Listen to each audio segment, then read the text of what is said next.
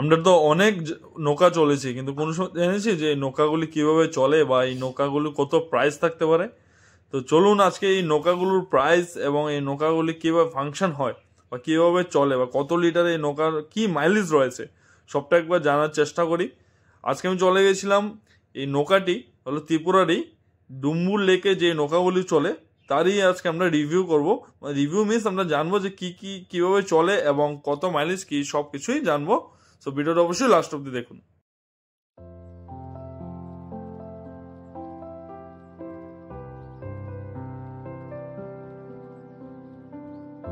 এটার এক্সেলেটর কোন কেন?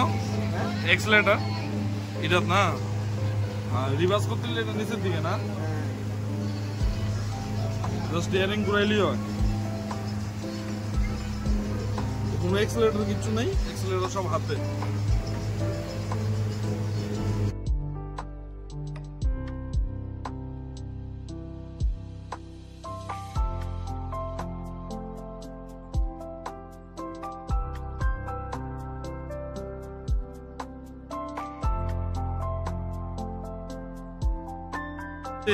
মাইলেজ কত দেয়? কত পাউন্ড যায় মোটামুটি 1 লিটারে? ডিজেলে চলে তো এটা না পেট্রোলে? আচ্ছা, তো এটা কি ইঞ্জিন? স্পিড বোটের ইঞ্জিন? স্পিড বোটের ইঞ্জিন। আর মোটামুটি 1 লিটারে কেমন দেয়?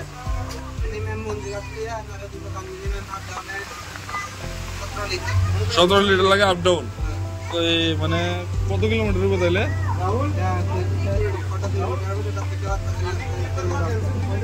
এটা কইতে গেলে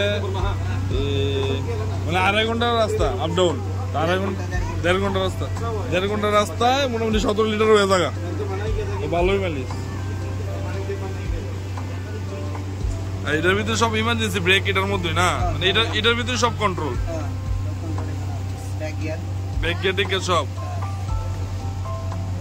স্পিড দিলে কেমন স্পিড দেয়? কোন দিকে দিলে স্পিড বাড়ে? এটা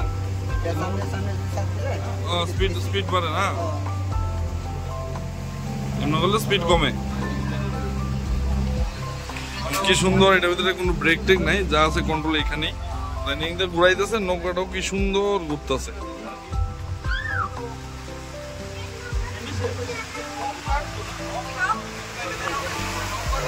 এটা ব্যাটারি ইন্ডিয়া পাওয়ার পায়।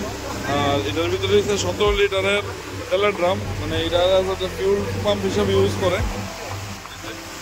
পাম্প হইতেছে ইয়ামাহার পাম্প লাগান এখানে। এই যে মেশিনটা, পাম্প যে মেশিনটা, এটা হচ্ছে ইয়ামাহারই। কিভাবে জল ফেলাইতেছে, কিভাবে মোটরটা ঘুরতেছে। সামনে স্টিয়ারিং এ ঘুরলে এখানেও কিন্তু এটা ঘুরে। সামনে স্টিয়ারিং এ যখন লেফট কাটে এটাও লেফট কাটে, যখন রাইট কাটে এটাও রাইট কাটে। আর এই নৌকাটা বর্তমানে, এই নৌকাটার দাম হচ্ছে 22 লাখ টাকা।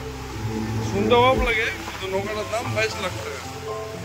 তো অনেকগুলো সিট আছে বসার জন্য, আর অনেকটাই বড় নৌকাটা।